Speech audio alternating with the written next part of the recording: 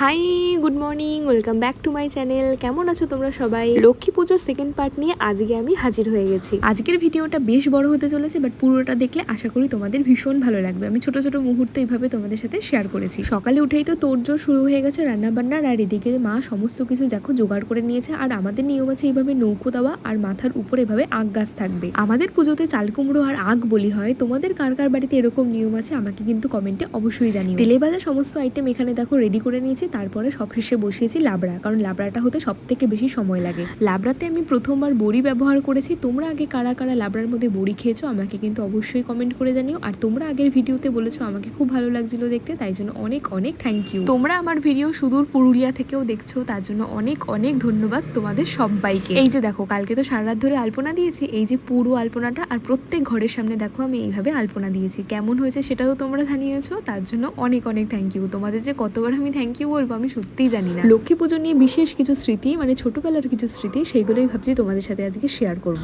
বড় বড় ধান সিদ্ধ করার যে হাঁড়িগুলো হয়, কড়াইগুলো হয়, সেই সমস্ত কড়াই তৈরি হতো খিচুড়ি লাবড়া। মানে বুঝতে পারছো তো কি পরিমাণ মানুষ আমাদের বাড়িতে আসতো লক্ষ্মী পুজোর প্রসাদ খেতে। আমি ছোটবেলা থেকে বড় হয়েছি জয়েন্ট ফ্যামিলিতে, তখন পুজো হতো বিশাল বড় করে, একদম এলাহি ভাবে। আচ্ছা, এই ফুলগুলোকে কেউ চিনতে পারছো? যদি চেনো তাহলে কিন্তু জানিও আমাকে এটার কি নাম। পুজোর আগের দিন রাত্রেবেলা বড় বড় হাঁড়ির মধ্যে মাখানো হতো খই আর গুড় দিয়ে, আর প্রায় 20 থেকে 25টা নারকেলের নাড়ু হতো। এই সমস্ত কিছুই এখন হয় না, তবে এইবারে আমি ভেবেছি অনেক কিছু রান্না করব, মাকে সুন্দর করে ভোগ প্রসাদ নিবেদন করব। দেখো এখানে আমি অনেক কিছু রান্না করেছি। লুচি, সুজি, 5 রকমের ভাজা, পোলাও, আলুর দম, খিচুড়ি, লাবড়া, চাটনি, আর সব শেষে পায়েস। আর আগের দিন রাত্রেবেলা তো 3 রকমের নাড়ু, মানে তিলের নাড়ু, গুড়ের নাড়ু আর চিনির নাড়ু, আর তার সাথে 3 রকমের মোয়া। ও হ্যাঁ, আমি এবারে মালপোয়াও বানিয়েছিলাম। প্রথমবার ট্রাই করলাম এরকম চ্যাপটা চ্যাপটা মালপোয়া, তা ঠাকুরের উদ্দেশ্যে নিবেদন করছি। সত্যি বলছি একবারেই এত সুন্দর হয়েছে, কিছু বলার নেই আমার। আর এগুলো ভগবানের মহিমা ছাড়া আর কিছুই হতে পারে না। 5:30টার দিকেই পুরোহিত মশাই চলে আসে, তারপরেই আমাদের পুজো শুরু হয়ে যায়। সত্যি বলতে